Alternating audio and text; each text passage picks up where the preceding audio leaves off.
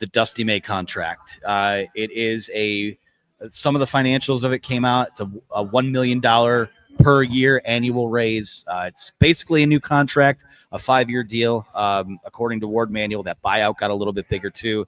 Goes up to $7.5 million this year, and I believe trickles down each additional year after that. But Michigan, I think it's worth starting off by saying that this was something that Michigan spearheaded. This was not, as far as we know, not from May's side of the table, from his representation from May, but some things that kind of help you lock him in a little more with Indiana looming. He keeps winning at this clip. It would be more than just Indiana that might be interested. So I think Michigan takes a big step here to not only secure its future, but pay a guy who's already won at a big clip, market value, and then some. Yeah, and it wouldn't surprise me if his agent made a call to Ward Manuel and said, hey, my guy is really in demand and Indiana has an opening and they're interested. What are you going to do to keep him? He wouldn't be doing his job if he didn't do that. So, and I do know that Ward floated some numbers and they asked him, hey, what, give me 2 or 3 numbers or, details that maybe you're interested in. And Dusty May and his representation came back. But I do also know that Dusty May wasn't going to spend a ton of time on this, that this was going to be, okay, let's get this done so that I can concentrate on my team because this is where he wanted to be. And, he told us last Monday when we talked to him, that I love it here. I love being the coach at Michigan, and as much respect as he has for Indiana, he's just getting started here. His family's here. So we had a pretty good idea last Monday that this is how it was going to end. Didn't know it would happen so soon. We thought maybe it would happen right after the regular season. And some people have said, this kind of puts a little pressure on him, right? You sign that big contract. Now what happens if you go 0-5 down the stretch, which I don't anticipate. But man, there was a lot of pressure on Friday night, and Michigan didn't live up to it, and really wilted, which was disappointing. That could have been an epic night in Ann Arbor. Michigan State spoiled the party, as they've done with their basketball program, but not over by a long stretch. And Dusty May has this thing headed in the right direction. This team won 8 games last year, fellas. So as disappointing as it was to lose a rivalry game on a big stage, Michigan is still in control of its destiny with 5 games to go in the Big Ten. If you'd have told us that at the beginning of the year, we would have signed up for that in a heartbeat. Yeah, and the interesting thing that Ward Manuel did reveal is that they had these conversations before the Indiana job came open. They started to talk about this, and then it did. And then Michigan just so happens to go down to Bloomington like one day after the job opened, and that led to all these questions from Indiana reporters, even some Michigan reporters that were there about that job, which probably gave him even more leverage in what Ward Manuel called negotiations. Of course, as you would expect, between these two sides, he's now, I think the data hasn't come out for this year yet, but if you look at it from a year ago, now that he's over $4.5 million a year, and that'll go up annually, all the details aren't out there, but that will rank the top 10, top 15-ish in college basketball. And I think that's exactly what Dusty May deserves. This is an elite coach who's already made a Final Four. He was the hottest commodity on the market last year. He's done a great job turning Michigan around already. And the future looks really bright, right? And you have to refit, retool every year. You have to use the transfer portal, but you have just a ton of confidence that he's going to be able to do that at a high level each and every year, adapt to his players, fit his system to what he has, like he did this year. This year they were experimenting in the summer with the Danny Wolf ball screen with Vlad Golden. Didn't work all that well. They circled back to it more in the fall, started to click a little bit better in some of those workouts, and then they end up going with it, and it's the staple of their offense. It's their identity right now. That tells you everything you need to know about just, how this guy will kind of figure out what works best for this set of players. So you're probably going to lose a lot of talent this year, but I mean, these next 5 years under contract, they'll probably get an extension in another 2 or 3 anyway. You kind of have to for recruiting at this point where you need to be signed for several years out. They look really bright. And, Michigan's got a guy who's in his not even 50 years old yet that could be here theoretically for a very, very long time. And I think that's exactly what Ward Manuel wants. And the thing of it, too, is, yeah, they're going to lose some talent from this team. We'll see how much of it winds up being, but they didn't have any talent heading into the summer. They didn't have a team. They didn't have a basketball team. So the fact that they were able to kind of pull it together and do all that just got really quiet in here. That was weird. Just keep talking. It's a captive audience, I guess. The fact that they were able to identify what they could piece together to be competitive this year. They said that Dusty said in his first press conference, like there are no rebuilding years for us. Like, we expect to compete right away. And to his credit and his staff's credit, they built something that could compete right away, and not just compete. I think when we sat there and heard that, that was like, okay, you're going to compete for, you'll be on the bubble. We'll see if you can get into the NCAA tournament.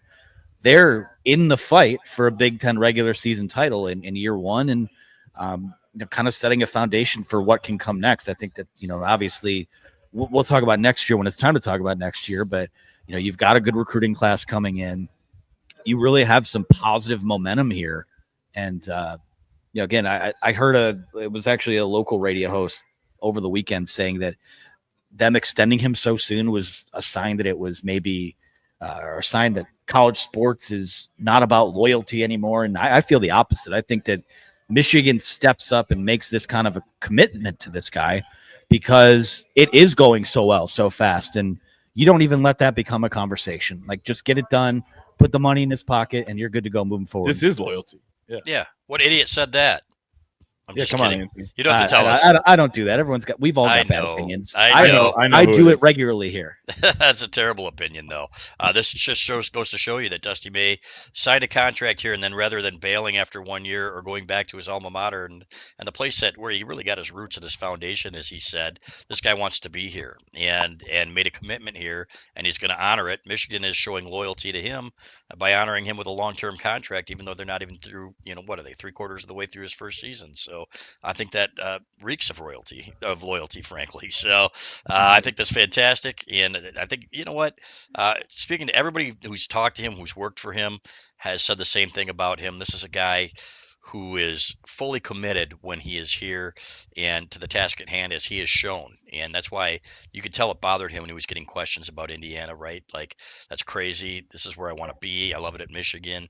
And he's such a great fit here. And as one of my buddies who used to work with him said, I hope he understands what a great fit he is here. And he absolutely does. So here we are with Dusty May at 12-3 in the Big Ten, fellas. If you had asked us before the season, would you take that going into the last 5, even with a loss to Michigan State? Absolutely you would. But still have opportunities to beat State again.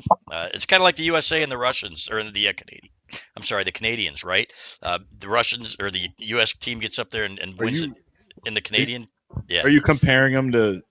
Let's talk about the comparisons between Canada and Russia. Let's get into that. I'm sorry. Let's not. I keep thinking Russia and the United States is the big rivalry. Now it's Canada, and the USA goes up there and wins. Now it is up to Michigan. What are your thoughts on what's happening in the Ukraine? Do you have any? Yeah, let's go. You want to talk? We got. No. I'm ready. Let's not do that. Let's not do that.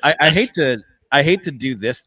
Play this old bit too, but one of the first things, I think I texted you this, Clayton, right after the deal was announced. And it, for the record, it's not signed yet to our knowledge. Like, they've agreed to terms. There is lawyers working. That doesn't mean it's not going to happen, but I thought it was kind of interesting that they put out a release over agreed to terms. I feel like that's a first for Michigan, or at least. Yeah. Well, it was going to get out, right? So you might as well announce it. Get it out of the way. It was a little weird for it to be like a 5:00 news dump the day of hours before your biggest game of the season. And what happened? We'll talk about what happened Friday night. It's not related at all. But one of the first things I texted you was, well, gee, this was a way to be proactive and get after it. And you almost wonder what would have been if they had done that with their old football coach. But I'm not.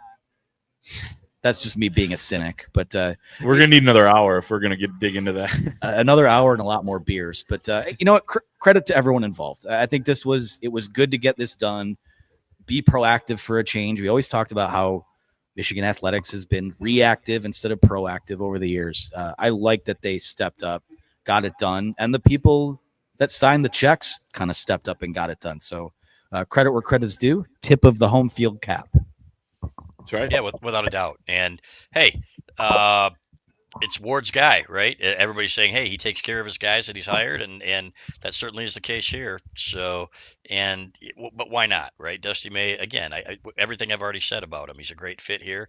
He's earned this. And I don't have any question. Everybody's talking about already looking at next year. What happens when you lose Danny Wolf and Vlad Golden? If Danny Wolf indeed does declare for the NBA draft, which I expect him to do, well, he's going to go out and get a couple more guys from the portal that fit. That's what's going to happen. He's a great recruiter. Kids like to play in this system.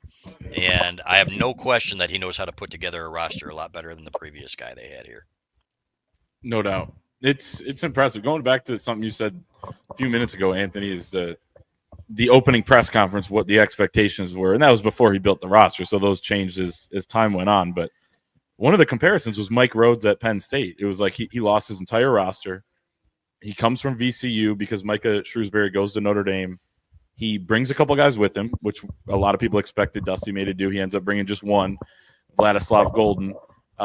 And okay, they were around 500 last year. They didn't make the tournament. I don't even think they made the NIT, but it was a foundation type of year. Now, of course, they're no good, although they did just kill Nebraska the other night. But those were the type of expectations. It's going to be a long rebuild. It's going to take a little bit of time, but this is the kind of microwave era of college athletics, and Dusty May might be as good as anybody at dealing with that, come to find out, which is why we're sitting here now. Probably wouldn't be having this show if they were 500. They're in the mix for a Big Ten championship, and it's amazing. It's been so fun to watch. Yeah, and people seem to forget too is pretty good recruiting class coming in already. So, we talk about this being the easy bake era of college sports, where you can kind of microwave a team pretty quickly, but got a pretty good foundation of guys too. I like this freshman group that they have already. I think at least one or two of them should take a big jump for next year. You'll have Trey McKinney coming in. You'll have, I assume, a few holdovers, and then rest of it's in the portal, and we'll cook and we'll see what it looks like next year. But you get 15 spots now too. Yeah, you do. So any other thoughts on the Dusty contract? I happy. Time to win.